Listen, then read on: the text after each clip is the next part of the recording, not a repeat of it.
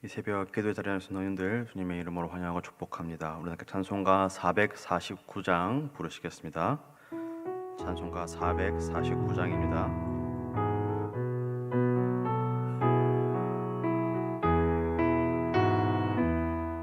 예수 따라가며 복음 순종하며 우리 행할 길 원하겠네. 주를 의지하며 순종하는 자를 주가 늘 함께 하시리라. 의지하며 순종하는 길을 예수 안에서 걷고 복된 길이로다. 해를 당하거나 우리 고생할 때 주가 위로해 주시겠네. 주를 의지하며 순종하는 자를 주가 안위해 주시리라. 순종하는 길을 예수 안에서 걷고 복된 길이로다. 남의 짐을 지고 슬픔 위로하며 주가 상급을 주시겠네. 주를 의지하며 순종하는 자를 항상 복 내려 주시리라. 의지하고 순종하는 길을 예수 안에서 걷고 복된 길이로다. 우리 받은 것을 주께 다 드리면 우리 기쁨이 넘치겠네. 주를 의지하며 순종하는 자를 은혜 풍성케 하시리라. 의지하고 순종하는 길을 예수 안에서 걷고 복된 길이로다. 주를 힘입어서 말씀 잘 배우고 주를 모시고 살아가세. 주를 의지하며 항상 순종하며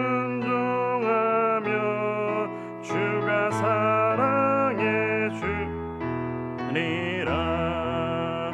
의지하고 순종하는 길을 예수 안에서 걷고 복된 길이로다. 아멘. 지금 그 공조 시스템이 오류가 발생해서 에어컨이 지금 나오지 않고 있습니다. 공기가 좀 답답한 것 양해 부탁드립니다.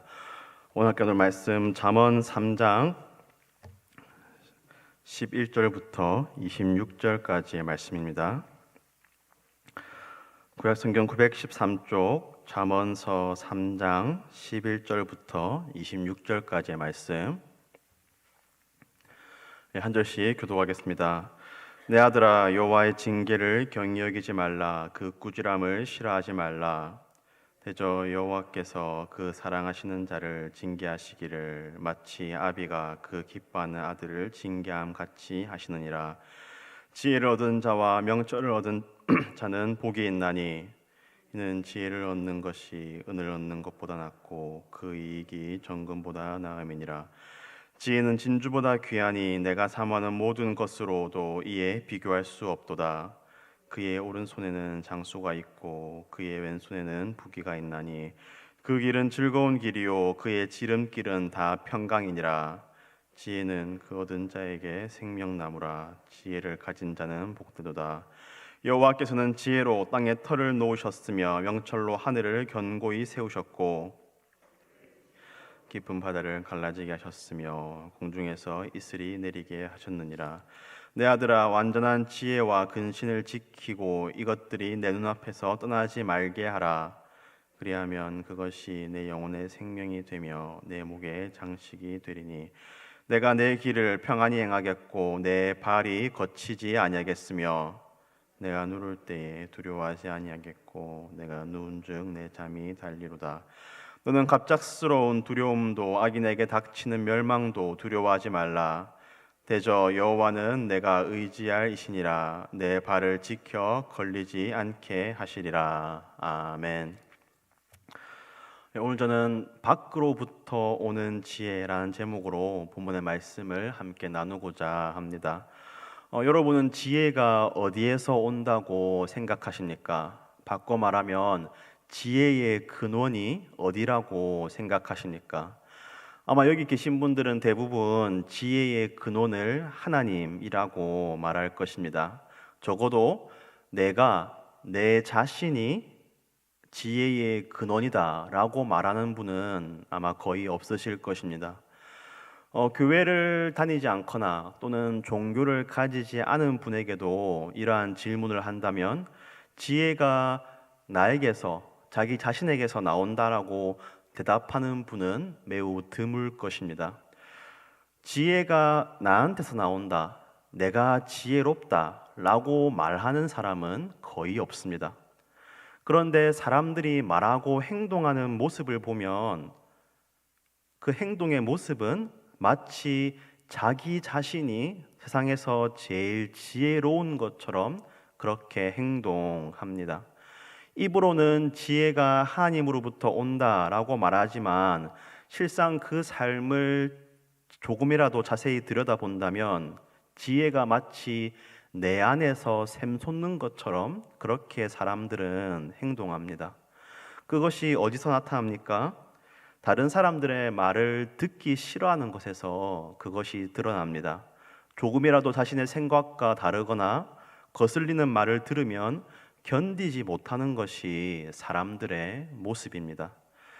말로는 그렇지 않지만 실제로는 자기 자신이 지혜의 근원이며 자신을 가장 지혜롭다고 여기기 때문에 다른 사람들의 말은 물론이고 하나님의 말씀도 제대로 듣지 않습니다.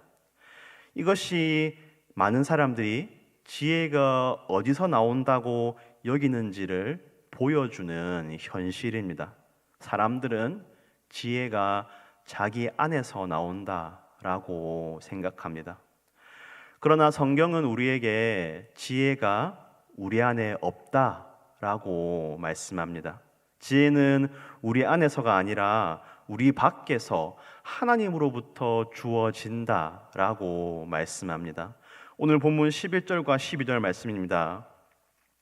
내 아들아, 여호와의 징계를 경히 여기지 말라. 그 꾸지람을 싫어하지 말라. 대저 여호와께서 그 사랑하시는 자를 징계하시기를 마치 아비가 그 기뻐하는 아들을 징계함 같이 하시느니라. 오늘 본문에서 솔로몬이 여호와의 징계를 경히 여기지 말라, 그 꾸지람을 싫어하지 말라라고 말하는 것은 우리가 실제로 그렇게 하고 있기 때문에 이런 말씀을 하는 것입니다. 우리는 왜 여호와의 징계를 경히 여기고 그 꾸지람을 싫어합니까? 지혜가 내 안에 있다고 여기기 때문입니다.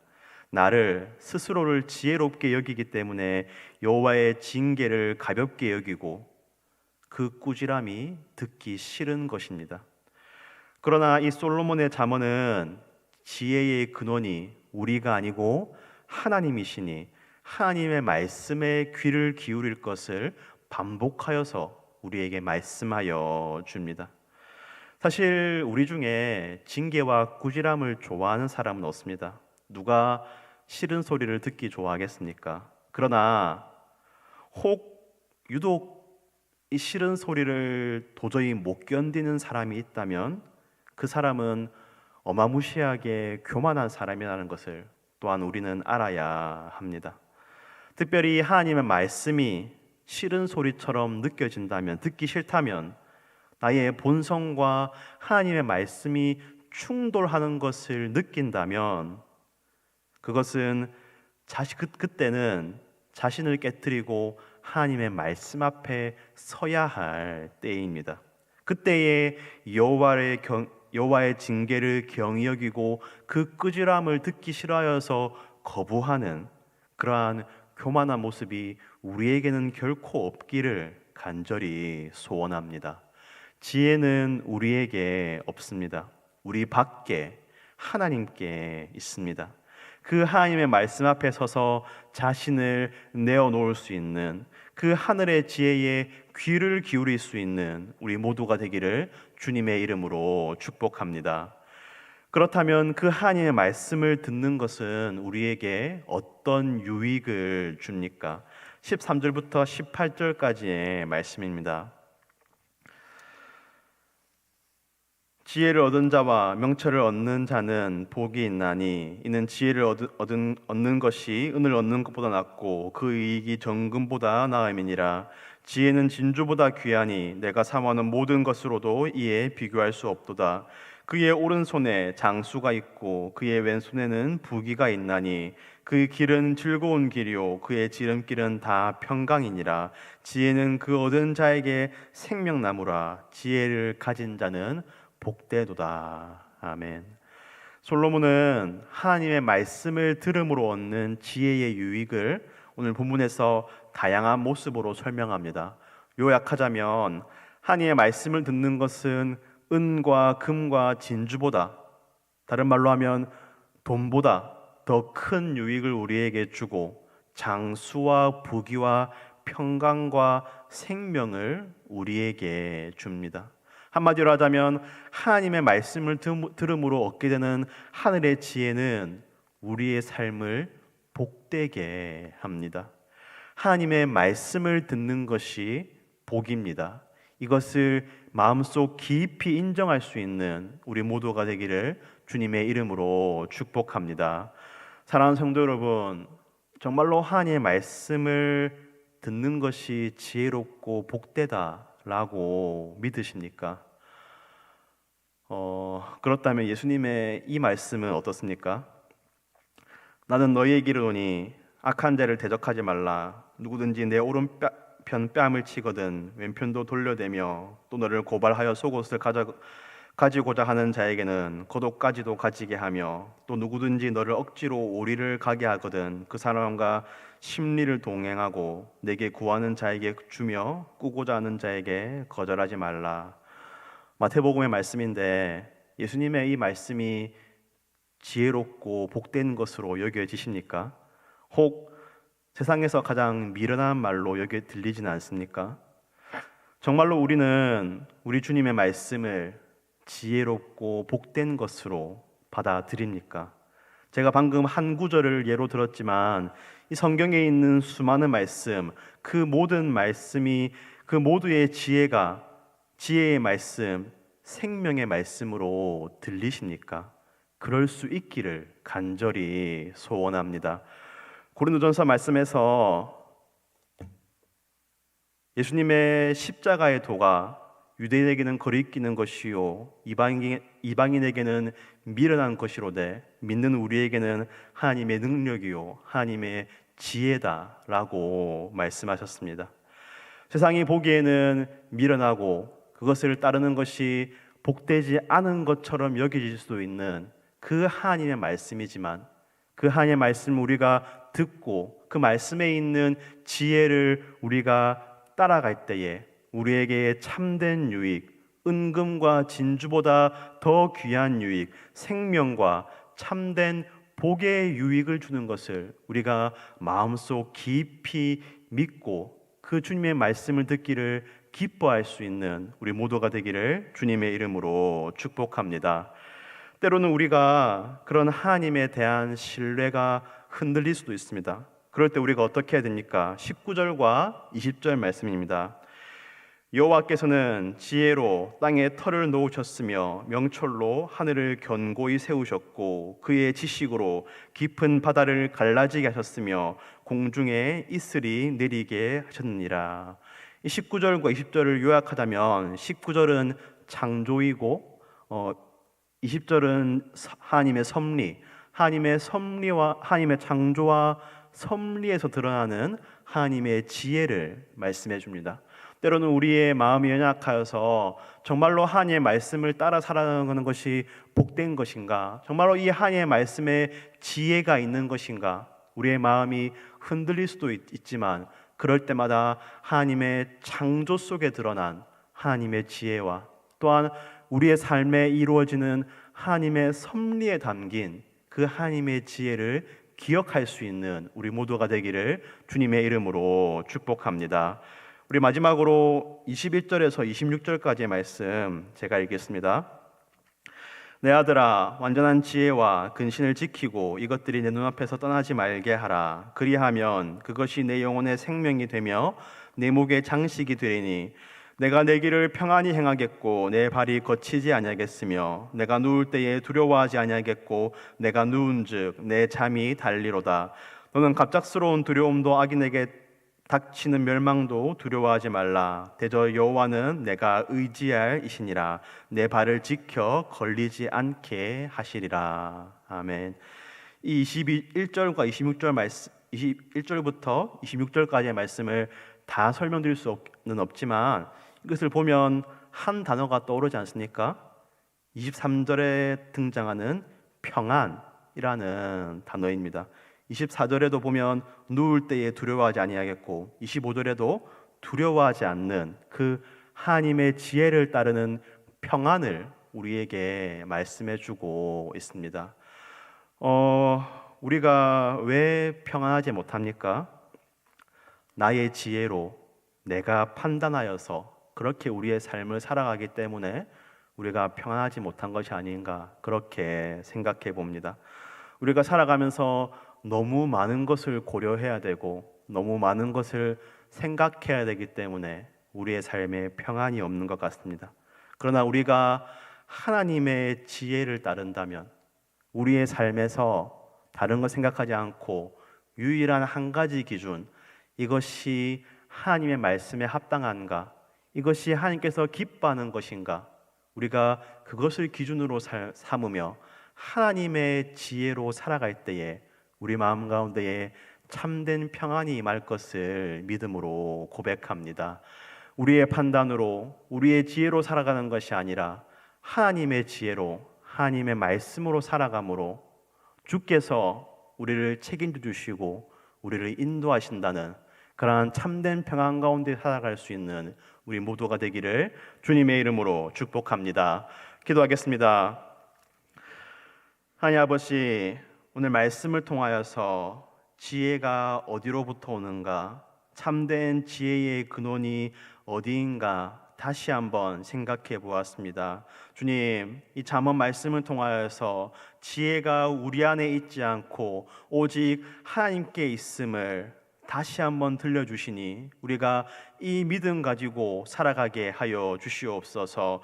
우리 안에 있는 지혜, 나의 지식을 의지하는 것이 아니라 하나님의 지혜를 의지하며 그리하여서 하나님의 징계를 중히 여기고 또한 하나님의 말씀 듣기를 기뻐함으로 주님께서 우리에게 예비하신 복된 길, 복된 삶을 살아갈 수 있는 우리 모두가 되게 하여 주시옵소서. 그렇게 하나님의 말씀을 듣기를 기뻐하며 그 말씀을 순종하며 살아갈 때에 오늘 잠언서에서 말씀하신 복들, 은금과 진주보다 더 큰 이익과 우리에게 장수와 부귀와 생명과 평안을 주시는 그러한 참된 복을 우리가 누리며 살아가게 하여 주시옵소서. 이 세상의 헛된 지혜, 이 세상의 말을 따라가지 않게 하여 주시고 하나님의 말씀에 더욱더 귀를 기울이며 때로는 하나님의 말씀이 세상적인 눈으로는 미련해 보인다 할지라도 그곳에 참된 생명과 참된 복이 있음을